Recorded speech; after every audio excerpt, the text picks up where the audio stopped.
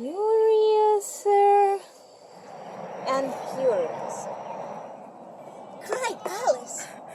She was so much surprised that for the moment she quite forgot how to speak good English.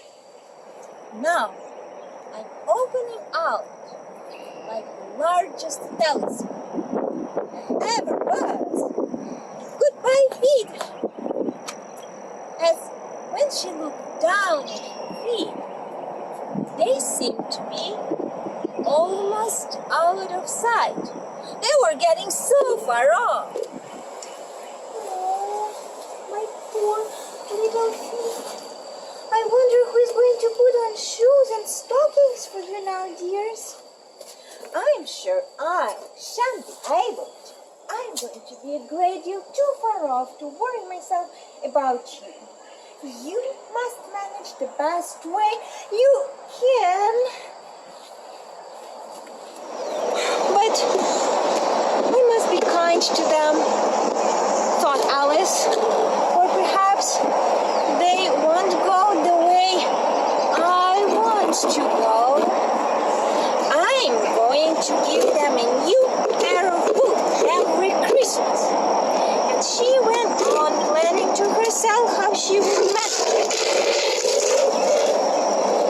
They must go right here. And how funny it would seem sending presents to one's own feet.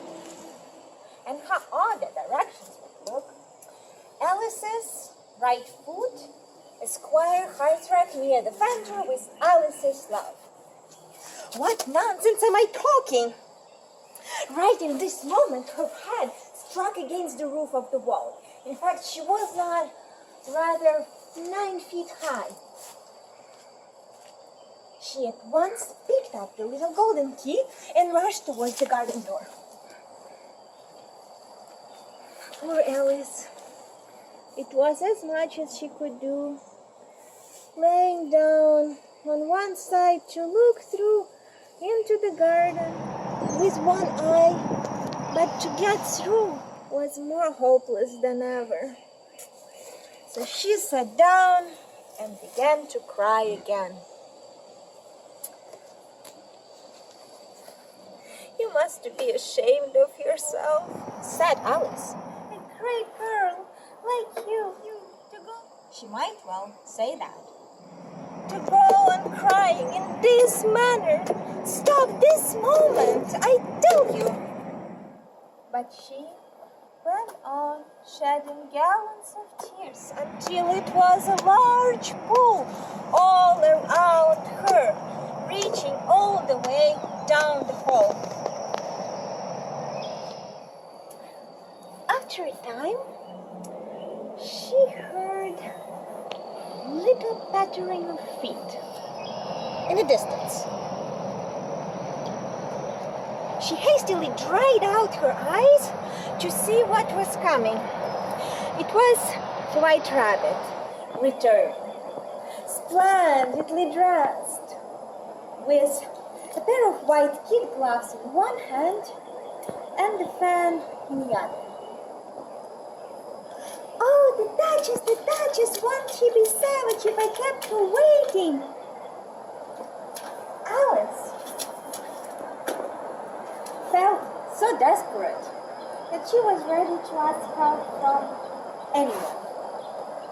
So when the rabbit came near her, she began in a low, timid voice. If you please, sir. The rabbit started violently, dropped the kid gloves and the fan, and rushed away to the darkness as hard as he could go. Alice took up the kid gloves and the fan, and as the hall was really high, she kept fanning herself. All the time she went on talking to herself. Dear, how queer everything is today. And yesterday, things went on just as usual. Let me see. Could I have been changed in the night? I can think. I think I remember thinking. I remember almost thinking. I almost think I can remember feeling a little different. But if I'm not the same, the next question is, who in the world am I? That's the great puzzle. And she went on thinking over all the kids she knew were the same age as herself to see if she has been changed for anyone. I'm sure I'm not Ada, for her hair goes in such long ringlets, and mine don't go in ringlets at all. And I'm sure I'm not Mabel, as I know all sorts of things, and she knows such very little. Besides, she is she, and I am I. Let me try all the things I used to know. 4 times 5 is 12. And 4 times 6 is 13. And 4 times 7 is... Oh no, I will never get to 20 at that rate. However, the multiplication table doesn't signify. Let's try geography. London is the capital of Paris, and Paris is the capital of Rome, and Rome... No, it's all wrong. I must have been changed from Mabel. Let me try and say, how does the little? And she crossed her hands on her lap, and as if she was saying lessons, began to repeat. But her voice sounded hoarse and strange, and the words didn't come out the way they used to. How does the little crocodile improve its shining tail and pour the waters of the Nile on every golden scale?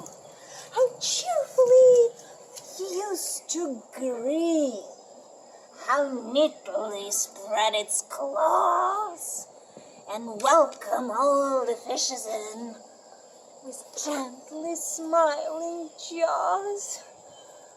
Those are not the right words, I'm certain.